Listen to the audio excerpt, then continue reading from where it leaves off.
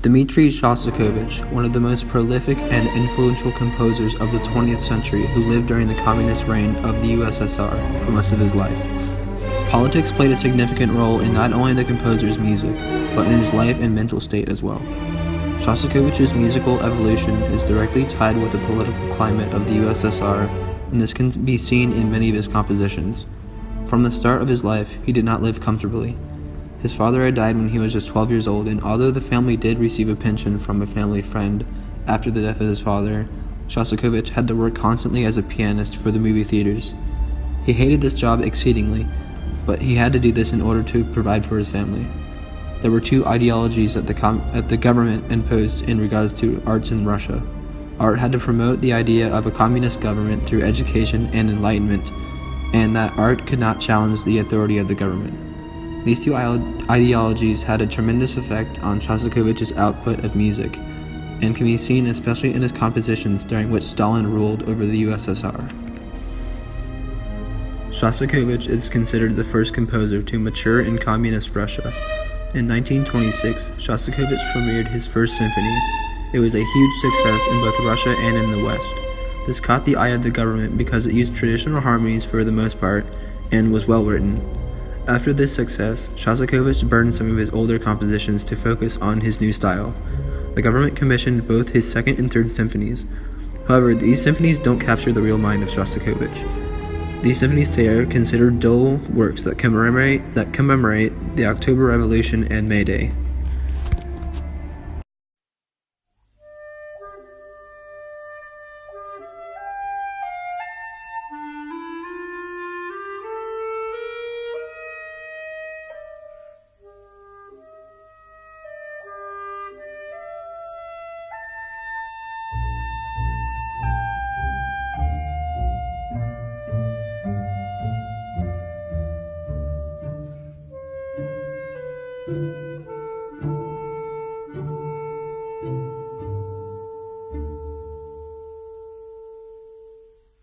After the Third Symphony, Shostakovich wrote many other major works such as Lady Macbeth and The Nose, which were both held acclaimed and criticized at the same time.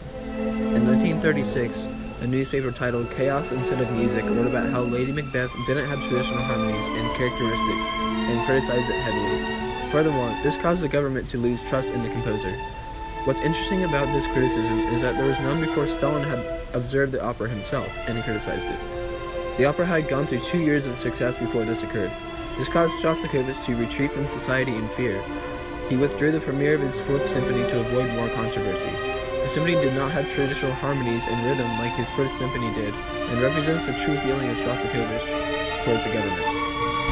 Shostakovich's Fifth Symphony was written and performed in 1937 as a response to the criticism to his previous works. Unlike most of his works, his Fifth Symphony follows more traditional melodies and forms. Shostakovich was in a state of absolute fear when he wrote this symphony, and thought that the government was going to arrest him for his past works. It even known that the composer always had a small bag packed in case he had to leave. The symphony consists of 4 movements in a traditional symphony pattern that was first developed by Beethoven, and can be compared to that of Mahler's First Symphony, where the first movement serves as an introduction and overall exhibition of the piece. The second movement is an ironic, goofy, and heavy waltz. The third movement is heavily contrasted that from the second, in that it is very emotional and made many cry at its premiere. Crying was uncommon, as it was considered a punishable offense. The oboe solo is one of the key moments in the symphony. Some depict it as the loneliest moment in the symphony. The fourth movement is even more contrasting to the third, in that it is powerful, loud, and shrill, with forced celebration.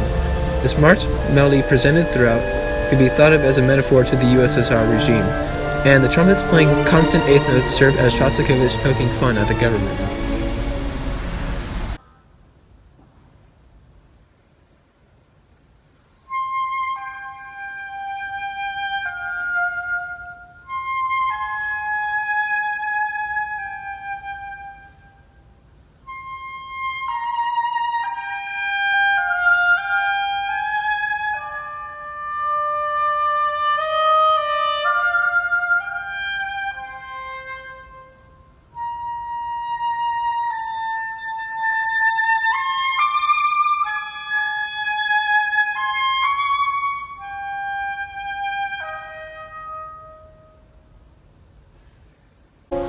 Another work worth noting is the Eighth String Quartet.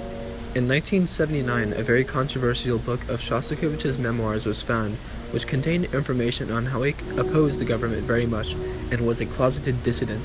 Western critics were surprised to hear about this, while many others claimed that the book represents the true spirit of Shostakovich.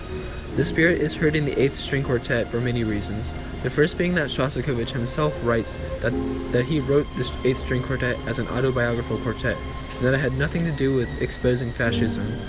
This quartet is very personal as it portrays Shostakovich's own feelings towards the government.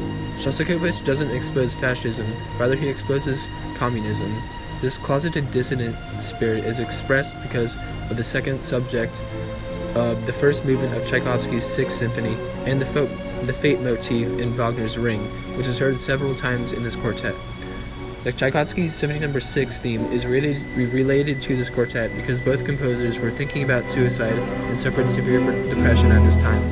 Shostakovich was in a state of depression because he had seen many of his friends and colleagues taken from the government and had feared his own arrest. Another factor is the fact that he couldn't get over the death of his first wife, even after he was remarried.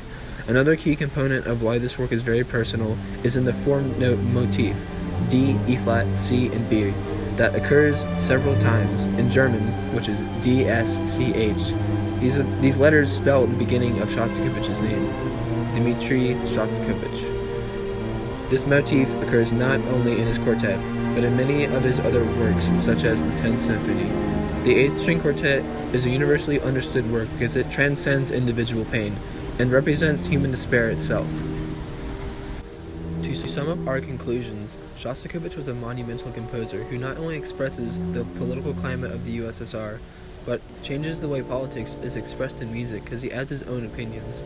After Shostakovich died, people in the West soon realized that he wasn't the pro-Soviet composer they had thought he was, and it wasn't discovered until later that the composer lived a very depressing life and lived under many hardships.